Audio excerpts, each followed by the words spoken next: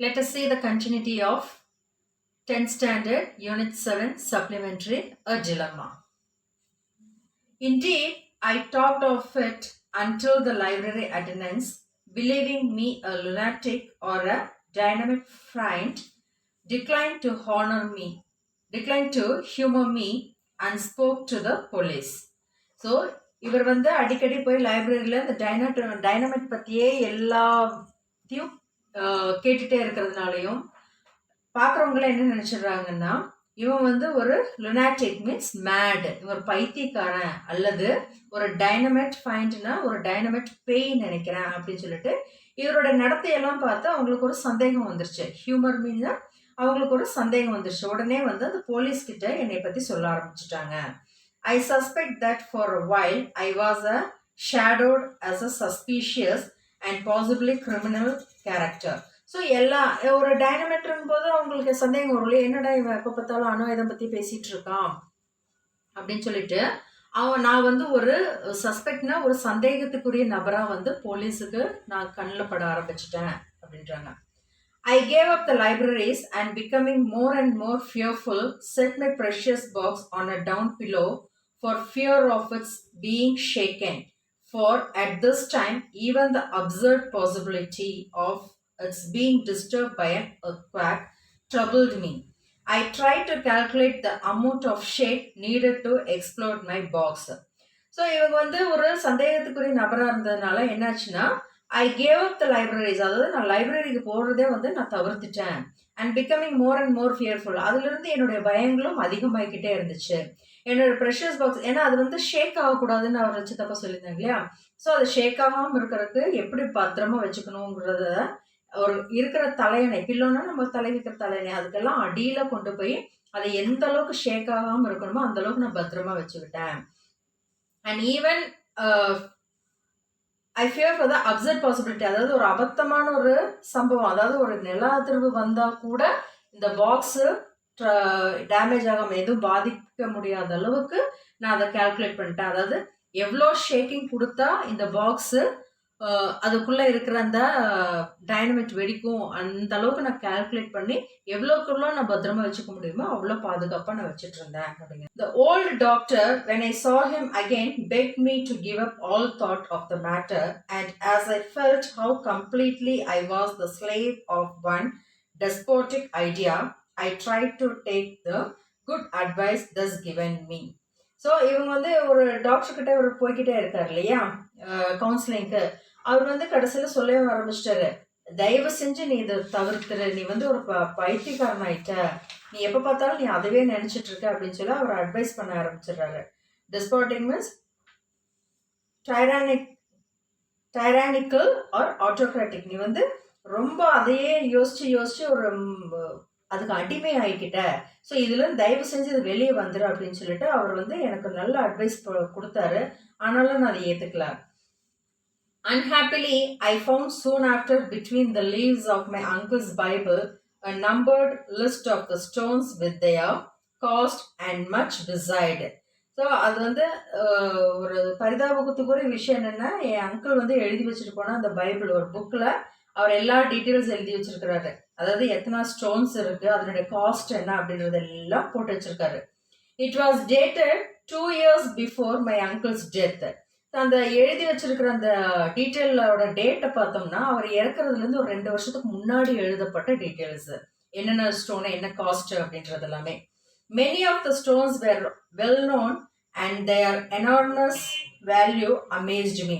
So எல்லா ஸ்டோன்ஸுமே வந்து விலை மதிக்கக்கூடியது, ரொம்ப விலை மதிக்கக்கூடிய கற்களுடைய டீட்டெயில்ஸ் தான் அதில் இருந்தது. அது எல்லா விஷயமே நான் எல்லாத்துக்கும் தெரியக்கூடியது. வெல்லோன்னா அவர் தெரிஞ்சது என்ன, ரூபீஸும் டைமண்ட்ஸை பற்றி தான் எழுதி, பேர்ல்ஸை பற்றின டீட்டெயில்ஸ் தான் இல்லையா. Several of the rubies were described with care and curious histories of them there given in detail. So ஒவ்வொரு ரூபியும் வந்து டிஸ்கிரைப் பண்ணி எழுதியிருக்காரு, இது எந்த மாதிரி ரூபி யார்கிட்ட இருந்தது அப்படின்ற எல்லா ஹிஸ்டரியுமே அந்த புக்கில் எழுதப்பட்டிருந்தான் பைபிளில். One was said to be the famous sunset ruby which had belonged to the Empress Queen Maria Theresa. அதில் இருக்கக்கூடிய ஒரு ரூபி வந்து இருக்கிறதுலே ரொம்ப விலை உயர்ந்ததாமா, அதுக்கு பேர் வந்து சன்செட் ரூபி. அது வந்து யார்கிட்ட இருந்ததுன்னா ஒரு மகாராணி மரியா தெரசான்ற ஒரு மகாராணி வந்து வச்சுட்டு இருந்த ரூபி அது அப்படின்னு சொல்லி அந்த ரூபிக்கு உண்டான ஒரு ஹிஸ்டரியோட சொல்லியிருந்தாரு. One was called the blood ruby. அந்த ரூபியோட நேம் என்னன்னா blood ruby. Not as was explained because of the colour but on the account of murders it had occasioned.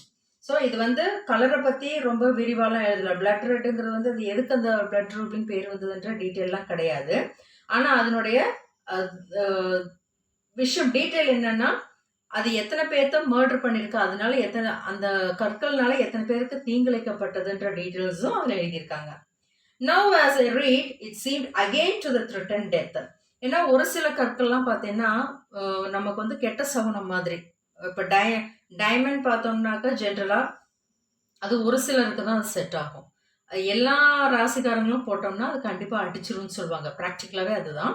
So இந்த ரூபியும் ஒரு விதம் அந்த மாதிரி. இந்த ரூபி யார் வச்சிருக்காங்களோ அவங்களுக்கு ஆபத்து நிலை ஏற்படும் அப்படின்ற மாதிரி அவர் எழுதி வச்சிருக்காரு. இதை படிக்கவும் ஆல்ரெடி தாமஸ் ஃபியர்ட் மேன் இல்லையா, பயந்துருக்கான்.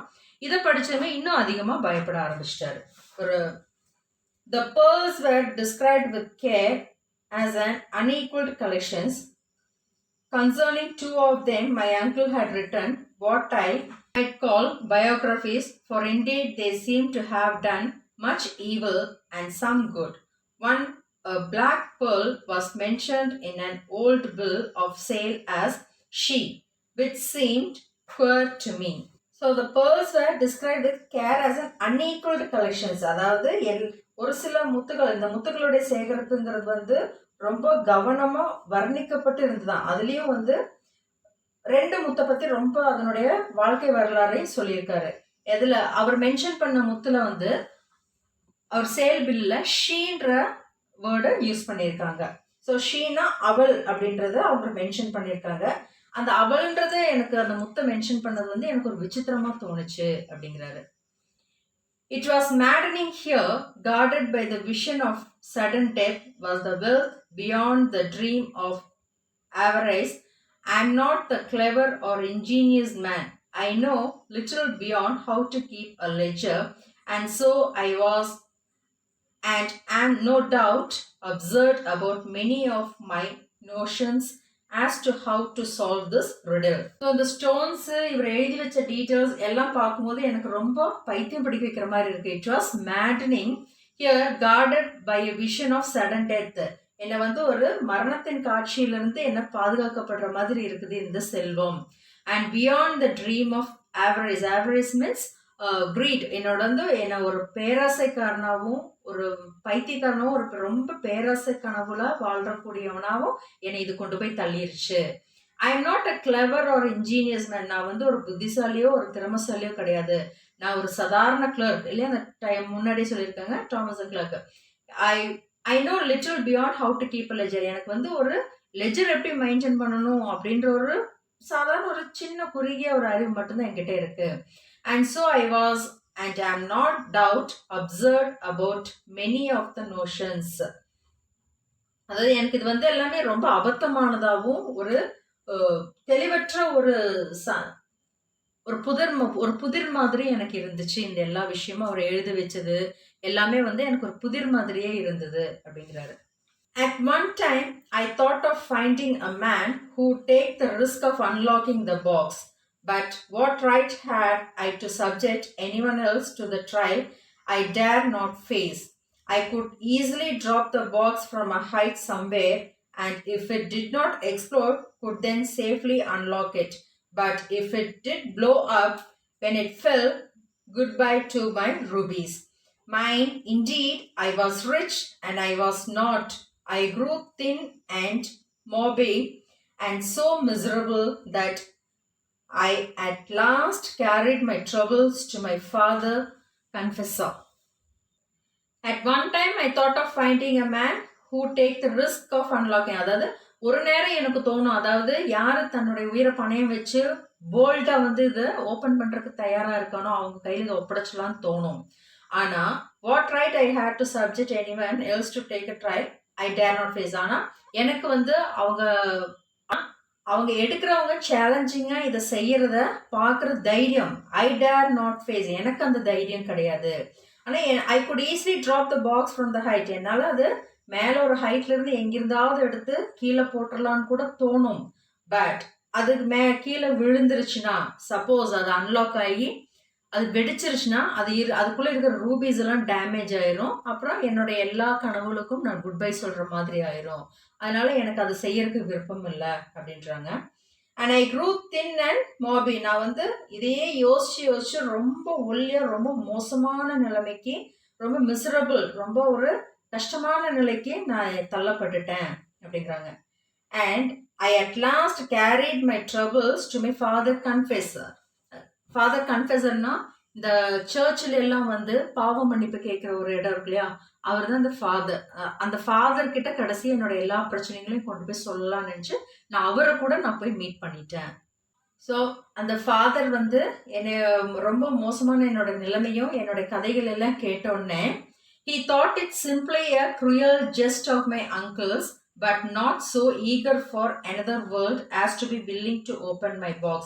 அப்போ என்னுடைய அவர் நல்ல யோசனை பண்ணி பார்த்துட்டு எங்க சித்தப்பாவுடைய ஒரு வேடிக்கையான, ஒரு கொடூரமான ஒரு வேடிக்கை தான் இதுல காமிச்சிருக்காரு. அவருடைய கிரிமினல் மைண்டை தான் இதுல செலுத்தியிருக்காருன்றத அவர் உணர்ந்துடுறாரு, அவர் தெரிஞ்சுக்கிட்டாரு அப்படின்றத இந்த பேராகிராஃப். ஃபாதர் வந்து உணர்றாரு, இது வந்து அவங்க சித்தப்பா வேறொரு உலகத்தினோட பேர்ல ஒரு இஷ்டம் இல்லாம அவர் அந்த பெட்டியை திறக்கிறதுக்கு முன் வரல அப்படிங்கிறது அந்த ஃபாதர் உணர்றாரு. அப்புறம் அந்த ஃபாதரே வந்து இவருக்கு டாமுக்கு அட்வைஸும் பண்றாரு. He too counseled me to cease thinking about it. Good heaven, I dreamed about it. Not to think about it was impossible. Neither my own thought nor science nor religion had been able to assist me. So அவர் வந்து எனக்கு நிறைய counselling கொடுத்தாரு. அதை விட்டு தயவு செஞ்சு அதை விட்டு வெளியே வா. He counseled me to cease thinking about it. அதை விட்டு நீ வெளியே வந்துரு, அது தொலைச்சிரு, அந்த சாமியா இருப்ப, நீ அதை விட்டு அதை நீ மறந்துரு அப்படிங்கிறாங்க. ஆனா என்னால் அதை நினைச்சு பார்க்காம இருக்க முடியல. I dreamt about it, not to think about it. அதை நான் நினைச்சு பார்க்க கூடாதுன்ற மாதிரி நான் நினைப்பேன், பட் என்னால் அது முடியவே இல்லை. அது வந்து என்ன சயின்ஸாலேயோ இல்லை வேறு மதத்தினாலேயோ கூட என்னை மாத்திக்க முடியல அப்படின்றாங்க. யாராலையும் என்னோட எண்ணங்களை வந்து மாற்ற முடியல, எதனாலையும் என்னோட எண்ணங்களை மாற்ற முடியல அப்படிங்கிறாங்க. 2 years have gone by and I'm one of the richest men in the city and have no more money than will keep me alive. So 2 வருஷமா இதே மாதிரி ஓடிடுது. அந்த சமயத்துல நான் தான் ஒரு ரிச்சஸ்ட் மேனா இருக்கேன் சிட்டியில. And have no more money than will keep me alive. எந்த ஒரு செல்வத்தாலையும் என்னை உயிர் வாழ வைக்க முடியாத அளவுக்கு நான் ஒரு செல்வந்தரா மாறிட்டேன். Susan said I was half cracked like Uncle Philip and broke off her engagement. So இதே மாதிரி இவன் பைத்தியக்காரனா நான் தான் ரிச்சஸ்ட் மேன்னா அவங்க சித்தப்பா மாதிரியே சுத்திட்டு இருக்கிறத பார்த்தோன்னே சூசன் நினைச்சுக்கிறான் அவருடைய லவர். இவன் வந்து ஒரு பைத்தியக்காரன் ஆயிட்டான் போல, கிராக்டுன்னா மேட், இவன் ஒரு அறப்பைத்தியம் போல ஆயிட்டான் போல அவன் சித்தப்பா மாதிரியே அப்படின்னு நினைச்சிட்டு அவனோட என்கேஜ்மெண்ட், கல்யாணம் பண்ணிக்கலான்னு ஒரு நிச்சயதார்த்தம் பண்ணியிருந்தாங்களா, அதையெல்லாம் முடிச்சிடுறாங்க. வேண்டாம், உன்னோட கல்யாணம் வேண்டாம் அப்படின்னு. In my despair, I advertised in the Journal of Science and have had absurd schemes sent me by the dozen. At last, as I talked too much about it, the thing became so well known that when I put the horror in the safe in a bank, I was promptly desired to withdraw it. I was in constant fear of burglars, and my landlady gave me notice to leave because no one would stay in the house with that box. I am now advised to print my story and await advice from the ingenuity of the American mind. So இந்த Tom என்ன பண்ணுறான்னா, இன்மை despair நான் வந்து இதனோட ஆர்வத்தினால என்ன பண்ணிடுறேன்னா advertisement கொடுக்குறாங்க. நிறைய ஜேர்னலிஸ்ட்கிட்டலாம் அட்வர்டைஸ்மெண்ட் கொடுத்து அட்வைஸ் கேட்குறாரு. ஸோ இந்த விஷயத்த வந்து ரொம்ப அட்வர்டைஸ் பண்ணதுனால ரொம்ப பரவலாக பேசப்படுது. have had absurd schemes sent me by the dozen. At last I talked too much about it. நான் வந்து எல்லாருக்கு மத்தியில ரொம்ப பரவலா பேசப்பட்டேன். ஸோ இது என்னாச்சுன்னா, I thought to keep it in the bank safe. நான் பேங்க் லாக்கர்ல வைக்கலான்னு நினைச்சேன். வேண்டாம், அது ஏதோ ட்ரபிள கொண்டு வந்து விட்டுருன்னு நினைச்சிட்டு வீட்லயே கொண்டு போய் வச்சிடலான்னு பாக்குறாங்க. ஸோ வீட்டில் வச்சோம்னா பர்க்லர்ஸ் திருடங்கனால ப்ராப்ளம் வரலாம். அதே சமயம் இந்த பத்தின எல்லாம் தெரிஞ்சு வச்சதுனால அந்த லேண்ட்லேடி, அந்த வீட்டு ஓனர் என்ன பண்றாங்கன்னா, அவங்களும் இது நீ இந்த பாக்ஸ் நீ இங்க வச்சிருக்கேன்னு தெரிஞ்சுன்னா வேற யாரும் இந்த குடியிருக்க வரமாட்டாங்க அப்படின்னு சொல்லி அவங்களும் வந்து இவங்கள வெளியே போக சொல்லிடுறாங்க வித் தட் பாக்ஸ்.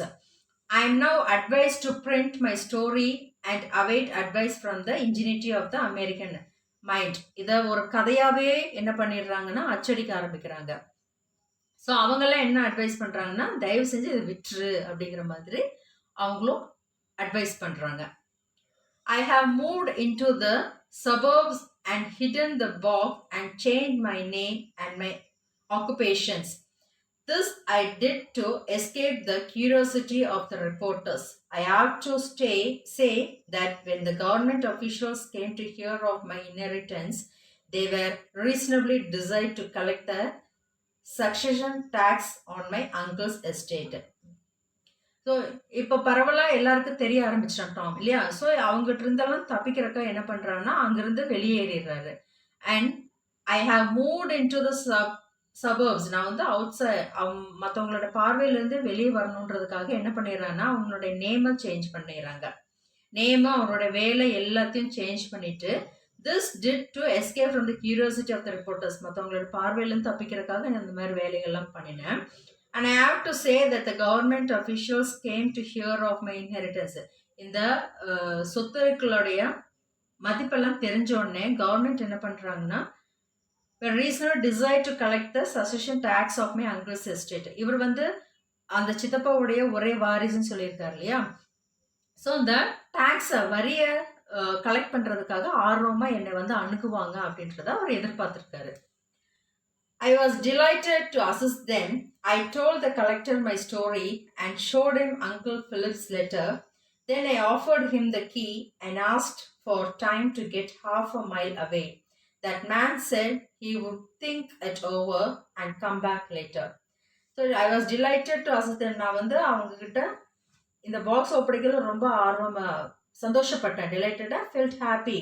நான் என்னுடைய கதைகள் எல்லாமே நான் அந்த கலெக்டர் கிட்ட சொல்லி, அவங்க அங்கிள் பிலிப் வச்சிருந்தாருல ஒரு லெட்டர், அதையும் வந்து அவங்க கிட்ட காமிச்சிருக்காங்க. அதையும் காமிச்சு அந்த கீயும் நான் வந்து அவங்க கிட்ட கொடுத்தேன். அப்ப அவர் என்ன பண்ணாருன்னா, சரி நான் இதை வாங்குறதுக்கு நான் ஒரு யோசனை பண்ணிட்டு நான் சொல்றேன், வந்து நான் உன்னை மறுபடியும் மீட் பண்றேன் அப்படின்னு சொல்லிட்டு அவரும் கிளம்பிடுறாரு. This is all I have to say.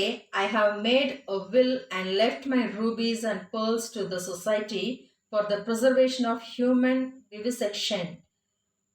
If any man thinks this account a joke or an invention, let him coldly imagine the situation. So what is vivisection?